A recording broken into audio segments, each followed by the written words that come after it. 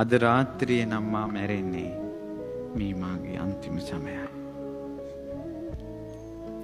හෙට නම් මා මැරෙන්නේ මගේ ජීවිතයේ අන්තිම සමයයි. ලදරුවා අවුරුදු 5න් නම් මැරෙන්නේ ඔහුගේ අවුරුදු 5 අන්තිම සමය මිසක් ලදරු කාලේ නෙවෙයි.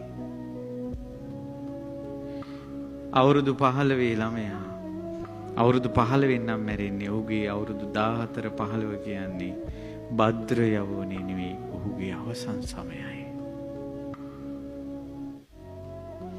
අවුරුදු 20 ගණන් වලදී නම් කෙනෙක් මැරෙන්නේ ඔහුගේ අවුරුදු 20 ගණන් තරුණ විය නෙවෙයි ඔහුගේ අන්තිම සමයයි. ඇත්තටම පින්වතුනි ජීවිතය අනිත්‍යයි කියලා දරුවෝ ඔයාලා විශ්වාස කරනවා නම් මේ අපි ගෙවන්නේ අන්තිම සමයයි. පිනක් දහමක් කළ යුතු කාලයයි.